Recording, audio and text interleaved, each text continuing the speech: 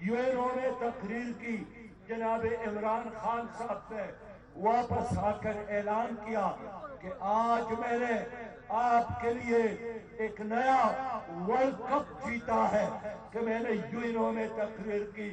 यही घिसे पिटे अल्फाज नवाज शरीफ के, यही घिसे पिटे अल्फाज परवेज मुशर्रफ के, लेकिन किसी हुकूमत ने भी अमली इक़दाम नहीं उठाया।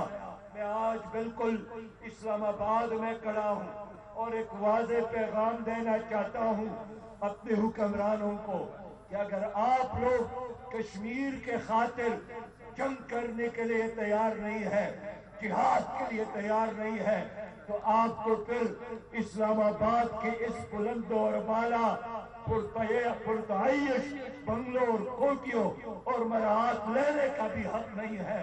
उस दिल को पाकिस्तान का हुक्मरान नहीं होना चाहिए।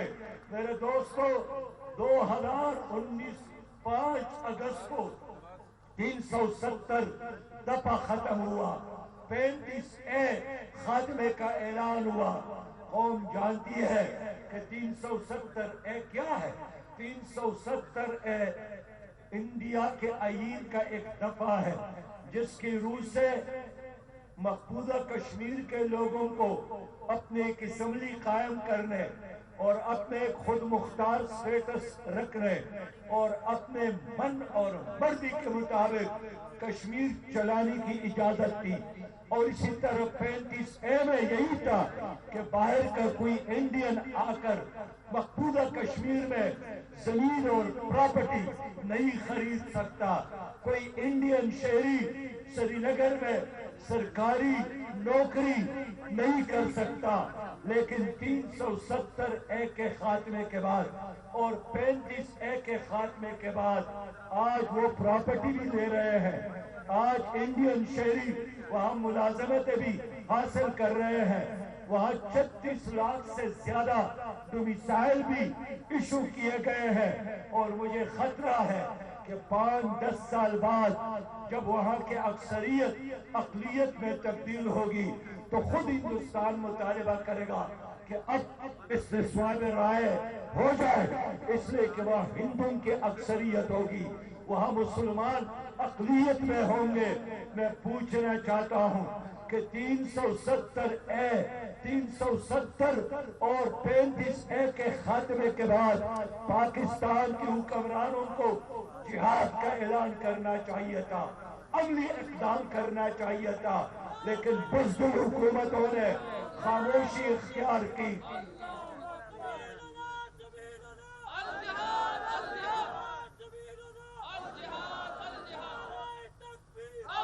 भुट्टो ने भी ऐलान किया था कि हम कश्मीर के खातिर 1000 साल लड़ने के लिए तैयार है, एक दिन भी नहीं लड़े।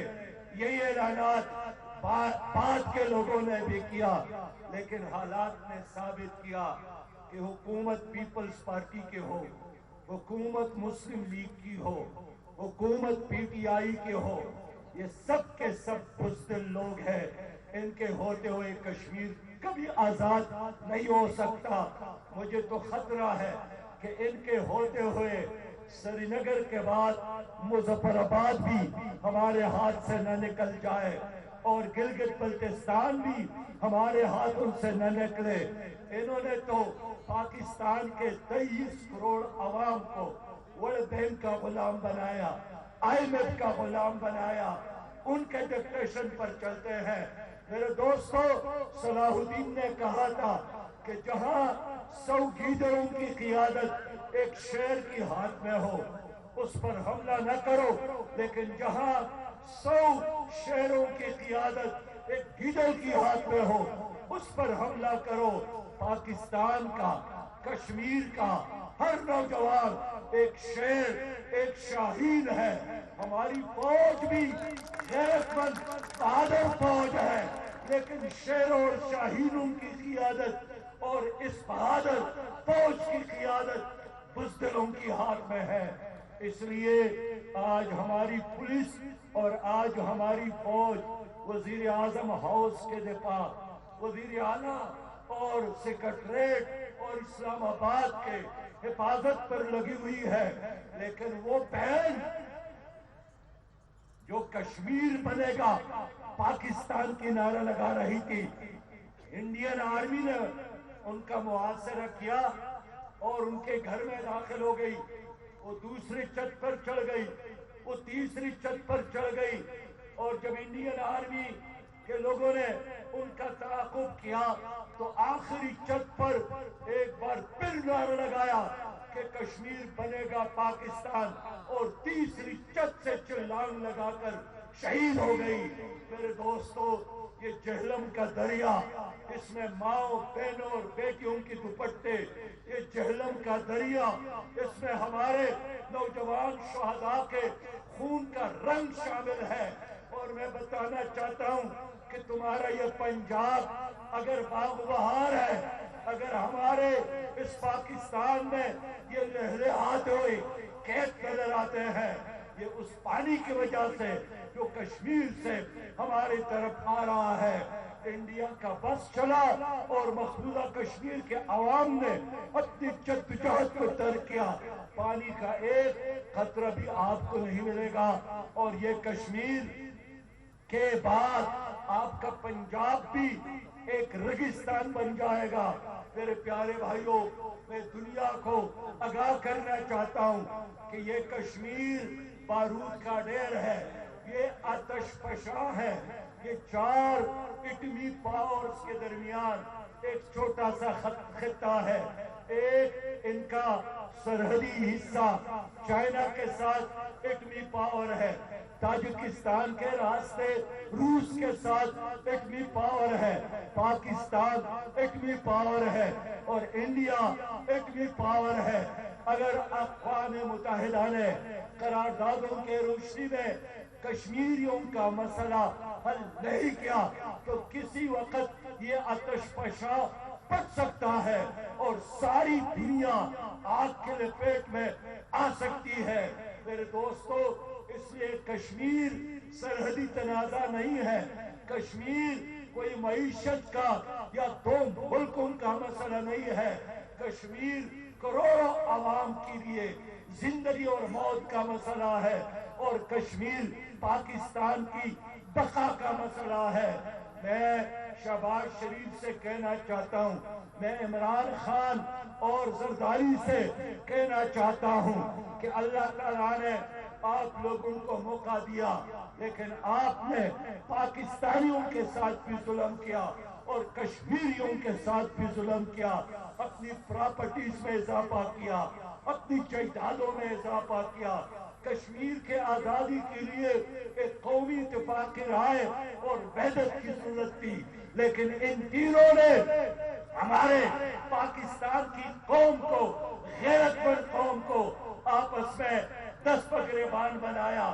ایک بار بھی پاکستان کی ان سیاسی حکمرانوں نے، نام نہاد لیڈروں نے کشمیر کے آزادی پر کوئی پروگرام مل کر نہیں بنایا، نہ کوئی روڈ میپ دیا۔ اور اب تو میں سمجھتا ہوں کہ جب ہم کشمیر کی بات کرتے ہیں تو یہ بات ان پر بوجھ بنتی ہے، ان کے ترجیحات میں شاید اب یہ شامل نہیں ہے۔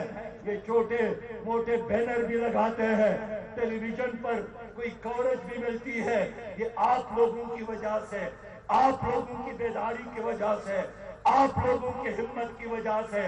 اگر ہم خاموش ہو گئے تو خدا کی قسم یہ اسلام آباد قبرستان کی طرح خاموش ہو جائے گا۔ میں کراچی سے لے کر چترال تک انشاءاللہ تعالی میری قوم بہادر قوم ہے، غیرت مند قوم ہے۔ میری قوم میں آج بھی ابدالی بھی موجود ہے، غزنوی بھی موجود ہے، صلاح الدین ایوبی بھی موجود ہے۔ میں نوجوانوں کو منظم کروں گا، ہم ان نوجوانوں کو انشاءاللہ منظم کر کے اسی طرف لے جائیں گے جو آزادی کا راستہ ہے، جو غیرت کا راستہ ہے، جو شجاعت کا راستہ ہے، جو جہاد کا راستہ ہے، جو شہادت کا راستہ ہے۔ جہاد کے بغیر کشمیر کے آزادی کا کوئی حل نہیں ہے۔ نہ اقوام متحدہ آپ کو آزادی دے گا، نہ امریکہ آپ کو آزادی دے سکتا ہے، نہ برطانیہ آپ کو آزادی دے سکتا ہے۔ آزادی ملنا چاہتے ہو، آزادی چاہتے ہو، پھر فلسطینیوں سے سیکھ لو، پھر افغانوں سے سیکھ لو، جنہوں نے روس کو شکست دی، جنہوں نے نیٹو افواج کو شکست دی۔ میرے دوستو، ہندو بڑھیا کمزور ہے، مودی قصائی ہے، گجراتی ان کا قاتل ہے، بزدل ہے، اور یہ بزدل اس لیے شیر بنا ہوا ہے کہ یہاں تمہارے حکمران بزدل ہے۔